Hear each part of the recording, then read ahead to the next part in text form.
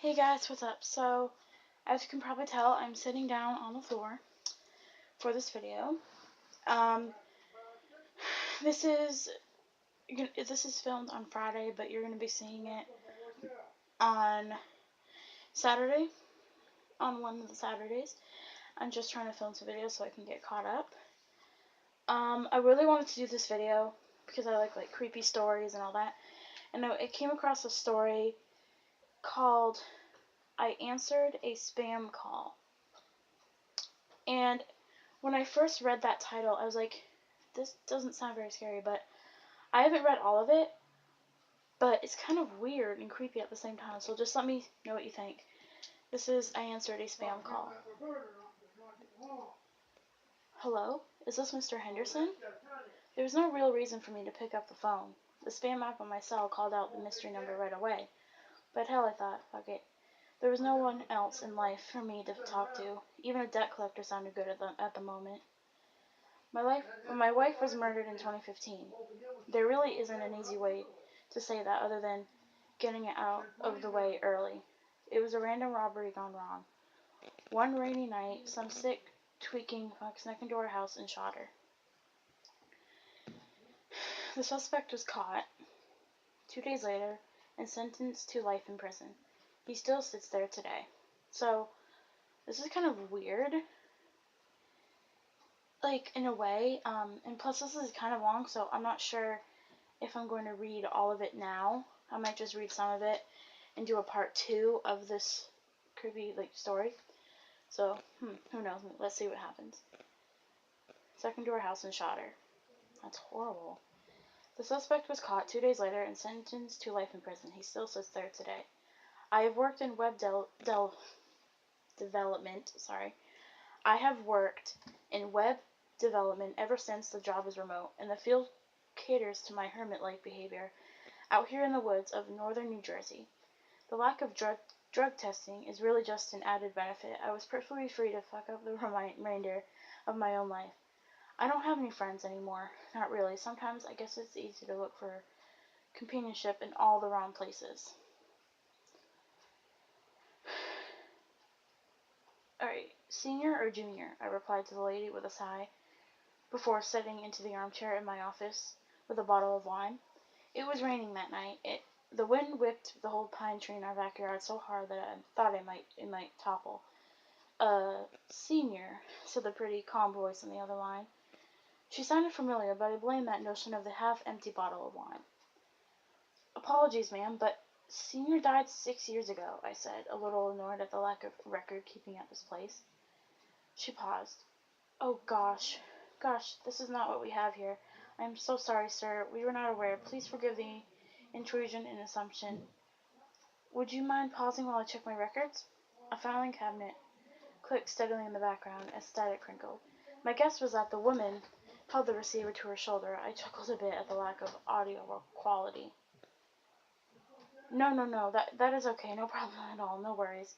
Why don't you start by telling me your name? I asked, cursing myself for the hint of shameless flirting at the end. She giggled. Something about that laugh was very familiar. My name is Emily, and I work with his credit card company, she said in a rehearsed tone. Unfortunately, we cannot divulge which firm over the phone if you are not on the account which, you just admitted yourself, of course. Okay.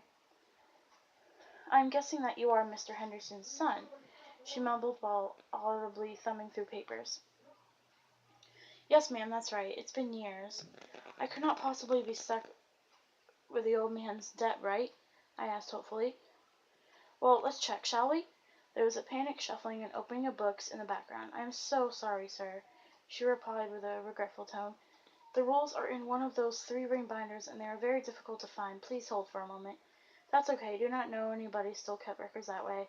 Do I get an email confirmation of this charge as well? I asked. Excuse me? Email, like electronic mail and confirmation of the charge? I asked again, allowing my confusion to turn to frustration. What was this lady's problem? We don't do that here.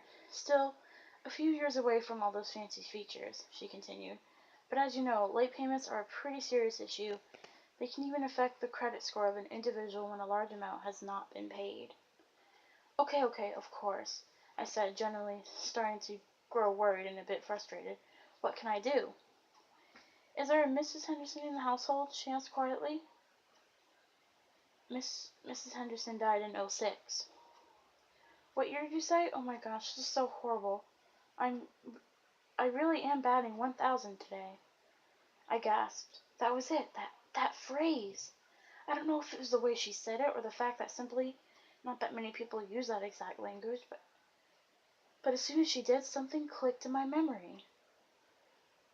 My wife worked for a credit card company before we met. Her name was also Emily. The voice sounded like hers, but it was younger, more hopeful than I remember. Remember, this is really creepy, guys. I might actually end up reading this whole thing. What is your last name? I asked. The line was silent. Look, I know that's a weird question, but please, I think we know each other.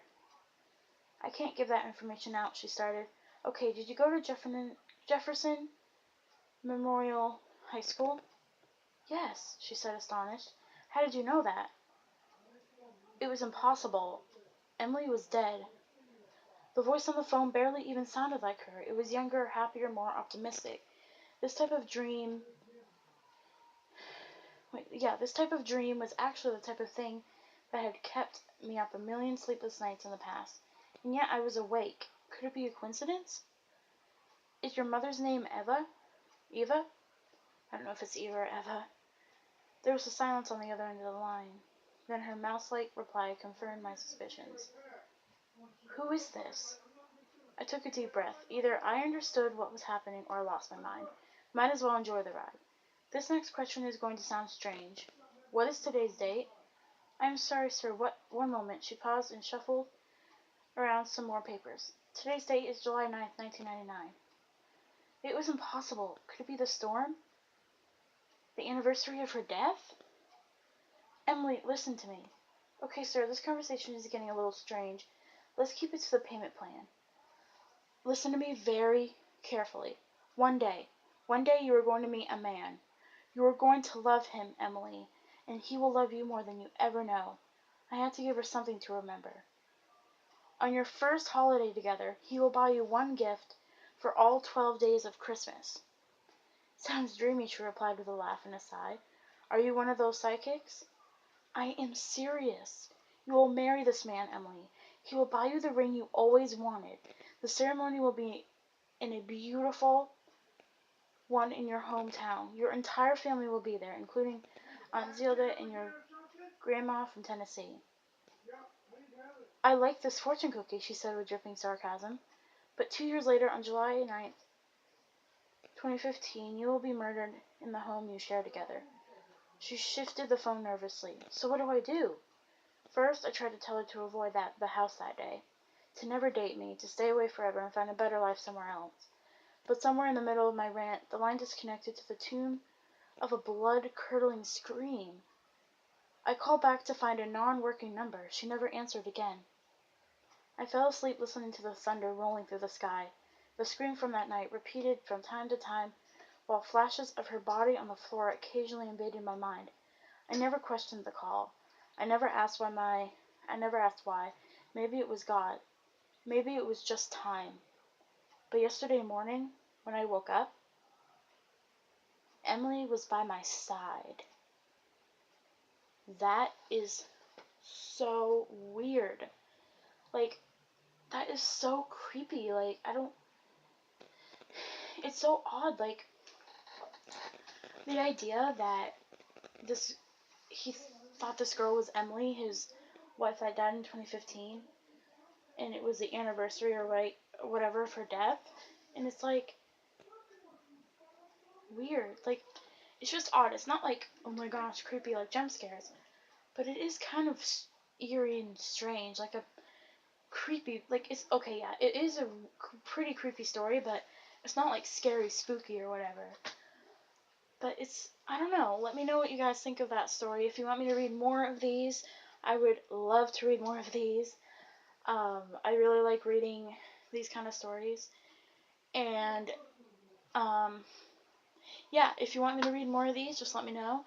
And in the first video you saw, before this, I asked people to send me their creepy paranormal stories and I'll read them.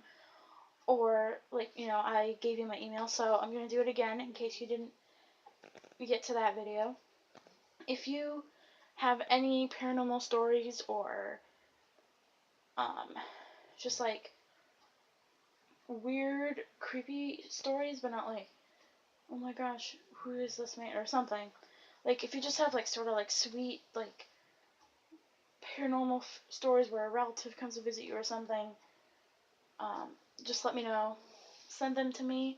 I will put my email down below that you can send me all your stories, and I would love to read them. I would make sure that I could read them before I read them on and film for it, because I'm not going to be like, oh yeah, I'm going to, But just to let you know, I'm going to ask you, and if you don't want me to, I will respect that. I'll just like read them personally and not like on here.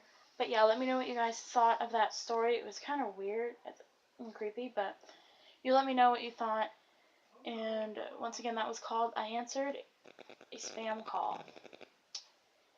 And yeah, so I love you guys. I will see you next Saturday, which may be another story I read or something, but we'll see. So yeah, I love you guys. I will see you next Saturday. Bye. Make sure to subscribe, like, comment, do all the things. And share this video too. Bye.